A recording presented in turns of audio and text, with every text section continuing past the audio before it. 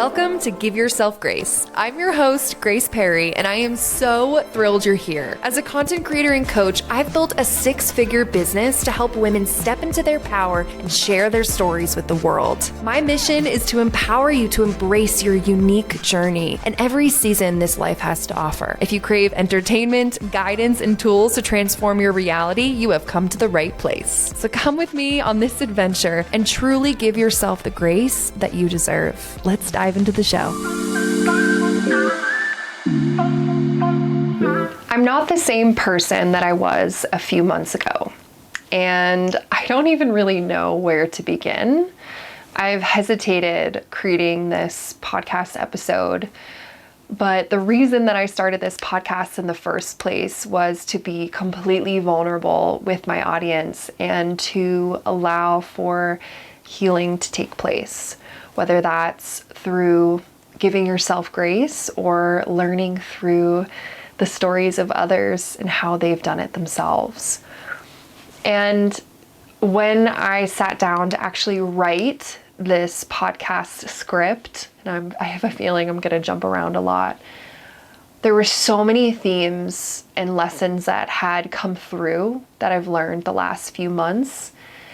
And in truth, I have been going through so much personally and professionally. I realize how much 2025 changed me, and it has created this entirely new version of myself that I'm still getting to know. And honestly, this past year was a portal. I've said this so many times. And in reality, the portal of change and transformation. And when you're in this portal of change and transformation, the last thing that you want to do is expand. You want to contract. And for me, I have contracted and really, really struggled with the change that came about this year. And so I wanted to ask you, have you ever felt that shift where you know that something inside of you has changed, but you can't necessarily fully explain it yet? This past year cracked me open in ways that I truly never saw coming.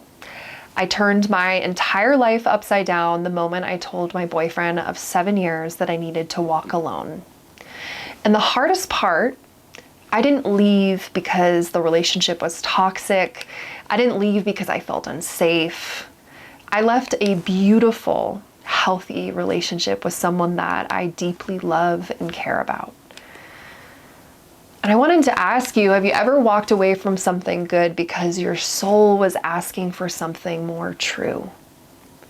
Some days I still ask myself, what is wrong with me? Why am I not like everyone else my age, wanting the ring, the wedding, the babies?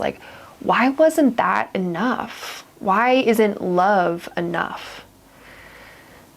And I wonder, have you ever questioned yourself for wanting a life that maybe doesn't fit the timeline you were handed? Because for me, up until a few months ago, I quite literally thought that I was on the track to get married and to have children. And I've realized a lot since then. And so I want to take you back because there's so many things to share, and so many parts of my story that I wanted to express today. Ultimately, in September, I went to a music festival, and at this festival, I had another spiritual awakening. Now, this is not my first spiritual awakening. This is I've had many. But specifically, this was probably the most significant in a short period of time. And so if you are familiar, I went to Unison, which is a music and arts festival in Durango, Colorado. If you haven't been, I highly encourage you to check it out. It's every September, and it quite literally changed my life. And it's wild because I arrived there thinking that I was going to marry my ex. I literally thought that I had the next 5-10 years planned out. And when I got to the festival, I was surrounded by new friends and in community. And that community was just such a beautiful representation of the types of relationships that I'm calling in. And specifically, when I say relationships, I also am referring to friendships. And I truly believe that you can have soulmates, both romantically, but also as friends. And so I really found just some incredible soul family friendships. And during the festival, what's interesting about Durango and about actually Unison is it's at this beautiful resort called Tico Time, right on the river. It's beautiful in the summertime and it's very spiritual. Even the trees itself are like these just magic trees. Like I kept looking up, they have this one mother tree and it literally speaks to you. It is the most incredible place. And there's so much freedom around you when you're at this festival. And quite literally at Tico Time, you can go topless. I did not, but I had some friends that did. And that act of like truly being comfortable in your own skin, to be fully present, surrounded by others who love music and art and community. And the name of the festival actually speaks for itself, right? Unison. It's about unity and coming together, not only for yourself, but for others. And at one point, there was tribal leaders from all over, Native American tribes that had come, and these chiefs that actually got on stage and started talking to us. And I'll just never forget, they greeted us on stage and said ancestors, and literally welcomed us as a part of their family. And they talked about the land and the community and started singing tribal songs that, oh my God, it was just so profound. I remember just sitting there and just eyes wide opening, listening to these songs and these stories, and also just spending time with my new friends. There were parts where we would go and play volleyball for hours, and God, I had never laughed that hard in my life. Like I swear, it's deep belly laughter, you know, the type where you're literally just sobbing, you're having so much fun. And I just kept looking around and I was like, wow, like I am so happy right now. And I'm so present and I feel so seen and loved and held. And, you know, it was just magical. And I remember thinking to myself, like, okay, life gets to be this good. It doesn't have to take a music festival for it to be this amazing. Like, how can we make life this good every single day?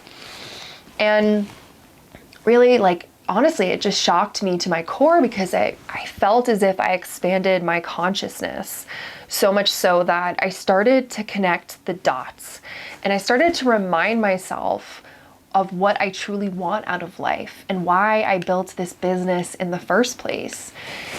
And as an almost 30-year-old entrepreneur, I have been in such a hustle and grind, and I have not remembered why I started this. And the reason why I started this was for more freedom, for travel.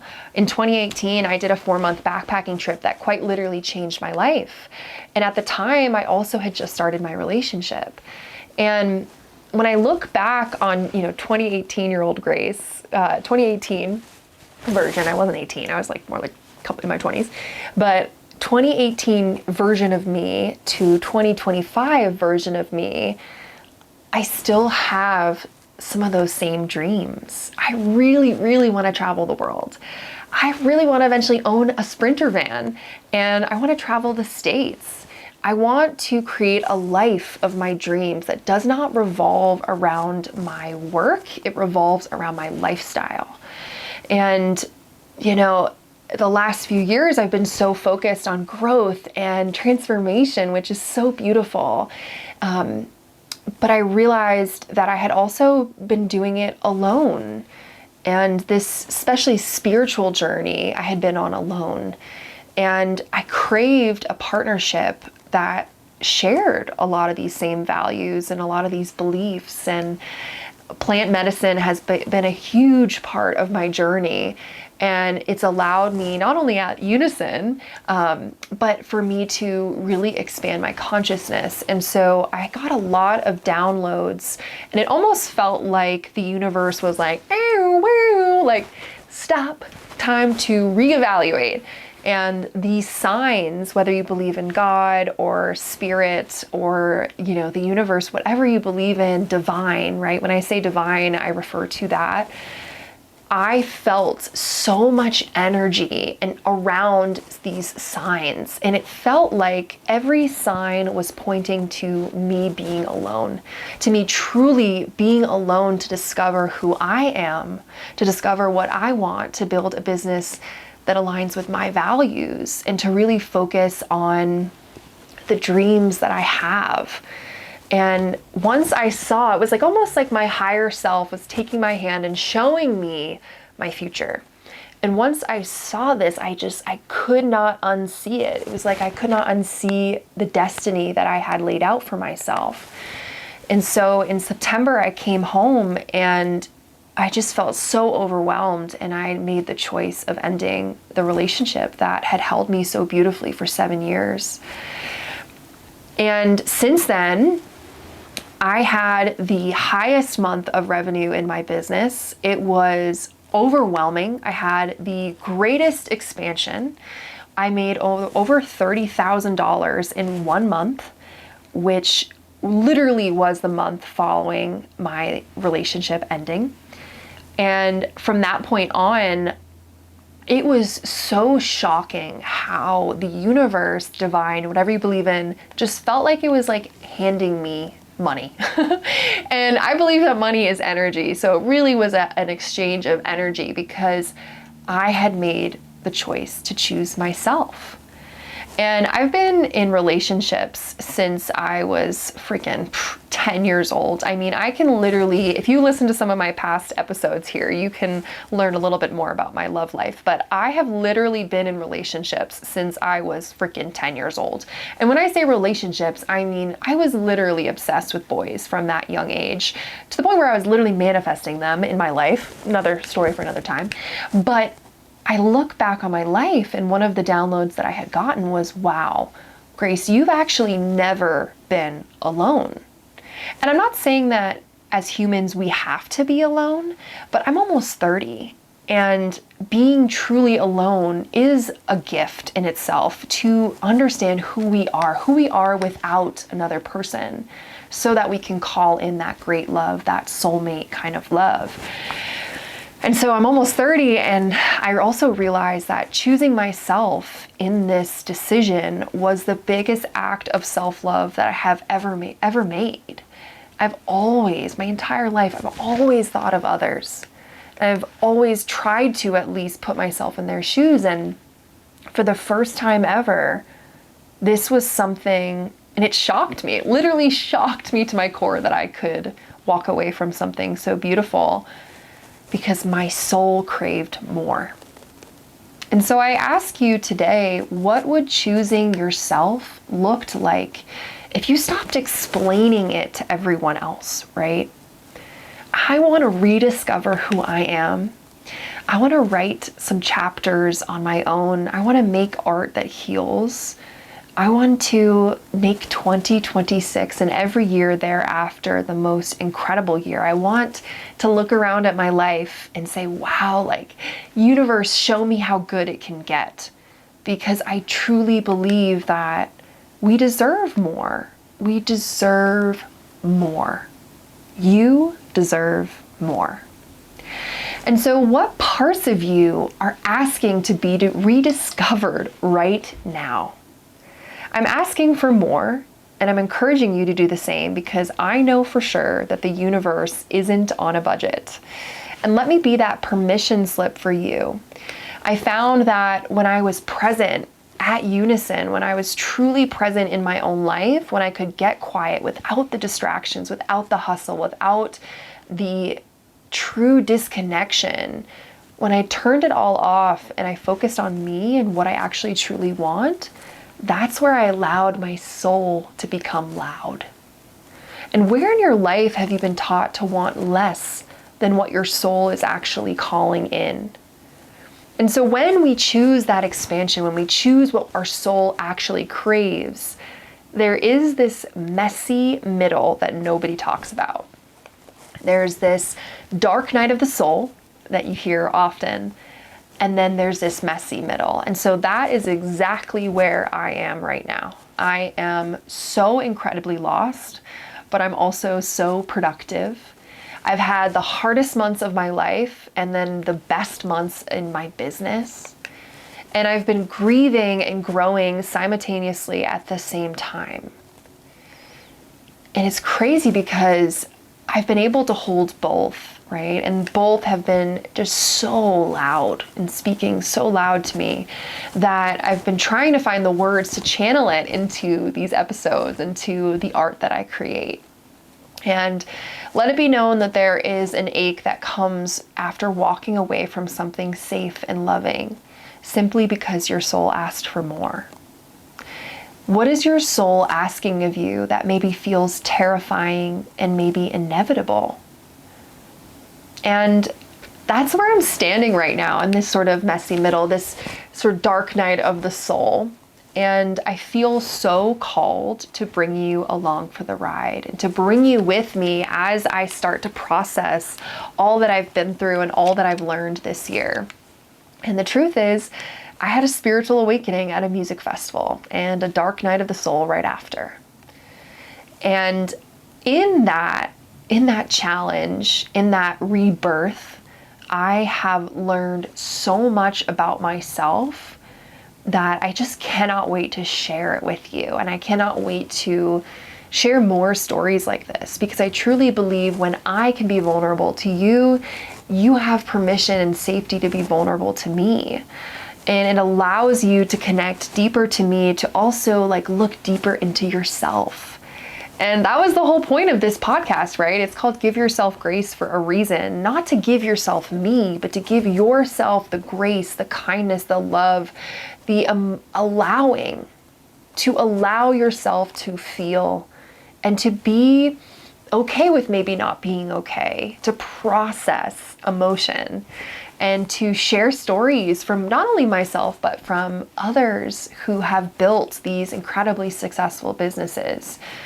And I also feel called this year to really speak more to you one-on-one. I think as much as I absolutely love my guest episodes, I have so much to unpack and to share with you guys that this is going to be the year of a lot more solo episodes. And really sharing of those experiences, because honestly, I blew up my life this year, and 2026 is going to be that fresh start. And it's going to allow the end of this chapter, this end of a cycle, to open a new door. And they say that 7 is the number of completion. They even say that after every 7 years, your body, from a fundamental level, from the bones to the blood to the hair on top of your head, you are a new, entirely different person. And I have felt that. I have felt that so much so. This year was a cycle for me. And we're actually headed out of the year of the wooden snake. If you're familiar with the Chinese New Year, if you are, or the Chinese year, you should definitely look into it. It's actually fascinated me in terms of the meaning behind the numerology and the spirituality around each year. So we're heading out of a wooden snake. And so I wanted to ask you, what chapters in your life are ending, whether you're ready to admit them or not? And when you hear your highest self, when you get quiet and when you actually ask yourself, what do you want? What comes through? And what would happen if you actually trusted your inner voice, even when it disrupts everything? Even if it blows everything up? What is it that you actually crave and want?